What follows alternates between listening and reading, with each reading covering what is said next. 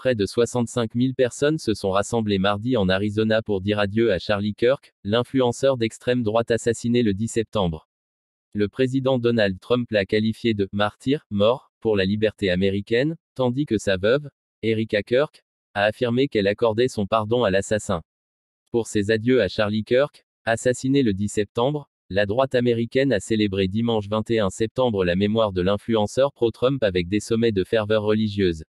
Donald Trump a salué « un géant de sa génération », au terme d'une cérémonie de plus de 5 heures dans un stade de football américain près de Phoenix, en Arizona, devant environ 64 000 personnes.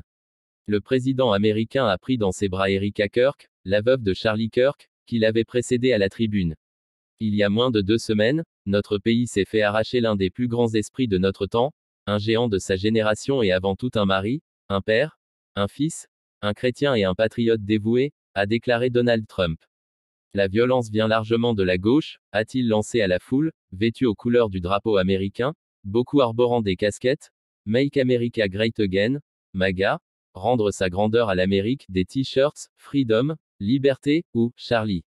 Charlie a été tué pour avoir exprimé les idées dans lesquelles croit profondément pratiquement tout le monde dans cette enceinte et dans la majeure partie du pays. Mais l'assassin a échoué dans sa mission car le message de Charlie n'a pas été étouffé, il est plus grand et plus fort que jamais, a ajouté Donald Trump. Sa veuve pardonne à l'assassin. Erika Kirk, qui reprend le flambeau de son mari à la tête de son organisation de jeunesse Turning.USA, a dit pardonner à son meurtrier. Cet homme, ce jeune homme, je lui pardonne, a-t-elle annoncé, la voix étranglée par les sanglots, soulevant l'émotion et les applaudissements de l'assistance. Je lui pardonne parce que c'est ce que le Christ a fait et ce que Charlie aurait fait. La réponse à la haine n'est pas la haine, a-t-elle expliqué.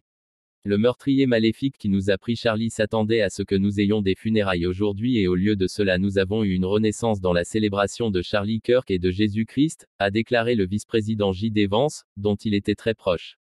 Charlie Kirk, 31 ans, a été assassiné le 10 septembre d'une balle dans le cou, alors qu'il animait un débat sur un campus universitaire dans l'Utah, dans l'ouest du pays, un drame qui a ravivé les profondes fractures politiques américaines.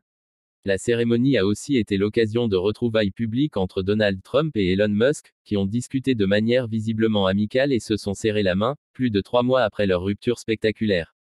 Nous sommes tous Charlie Kirk. Charlie Kirk utilisait ses millions d'abonnés sur les réseaux sociaux et ses interventions dans les universités pour défendre Donald Trump et diffuser ses idées nationalistes, chrétiennes et traditionnalistes auprès de la jeunesse. Son meurtrier présumé, Tyler Robinson, 22 ans, a expliqué son acte auprès de ses proches par la haine, véhiculée selon lui par Charlie Kirk, ont révélé les autorités de l'Utah, qui ont requis la peine de mort contre lui. À lire aussi quel rapport entre la mort de Charlie Kirk et une mouvance d'extrême droite adepte d'eux-mêmes. Charlie m'a donné le courage de défendre sur le campus ce en quoi je crois, explique sur place à l'AFP Jeremy Schlottman, un étudiant en biologie de 21 ans, citant notamment son opposition à la participation de personnes transgenres aux compétitions sportives. Le tueur vient juste de créer une génération de nouveaux Charlie. Nous sommes tous Charlie Kirk maintenant, assure ce jeune catholique qui a rejoint Turning.USA juste après son assassinat. Monica Mirele, une Texane de 44 ans qui a conduit une douzaine d'heures pour être là, a confié à l'AFP voir Charlie Kirk comme un martyr pour le Christ.